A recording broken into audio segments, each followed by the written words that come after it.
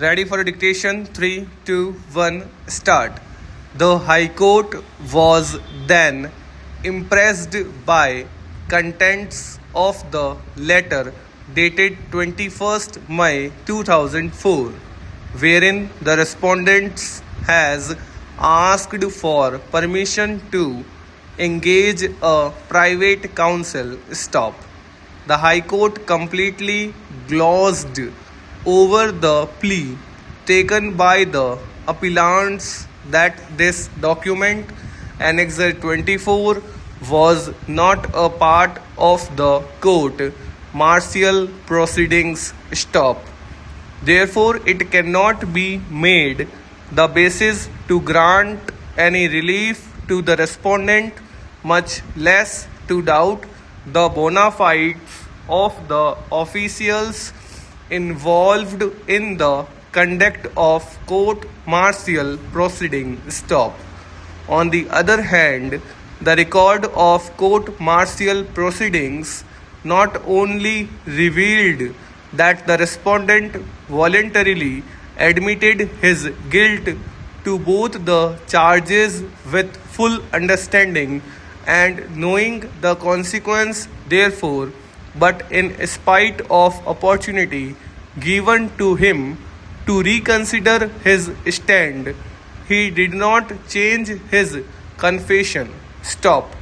As a matter of fact, reference to letter dated 21st May 2004 has been made for the first time only in the rejoinder affidavit filed by the respondent.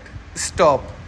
No tangible explanation is forthcoming as to what prevented the respondent from referring to this communication in the first place in the court martial proceedings, or at least in the appeal preferred by him under section 161 of the act to the competent authority para.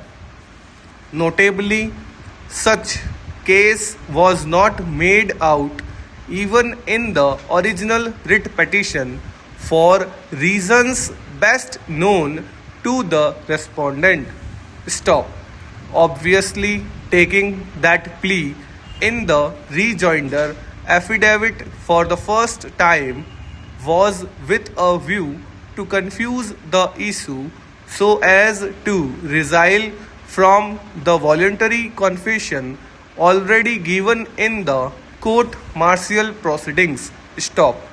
That cannot be countenanced, and such a belated plea ought not to be entertained by the High Court, and that too in a casual manner, and especially when the appellants in further affidavit had mentioned the circumstances in support of the assertion that the document relied by the respondent is a forged document. Stop.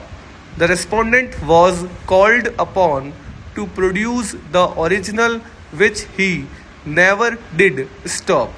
Neither the learned single judge nor the division bench analyzed the plea of the appellants in this behalf, and yet granted relief to the respondent by directing remand of the court martial proceedings, in spite of a finding that the said document was not part of the court martial proceedings, that has resulted in awarding premium to the respondent who had approached the court with unclean hands, and to give opportunity to resile from the voluntary confession made by him, which fact was justly recorded in the court martial proceedings by the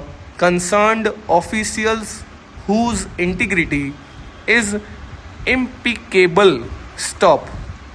The High Court should not have entertained the plea of the respondent that he was pressurized to give confession in absence of disclosure of names of those officials and who had no opportunity to counter the allegations made against them. Stop. Hence, this reason weighed with the High Court must also fail. Stop. The last reason weighed with the High Court is also devoid of substance. Stop.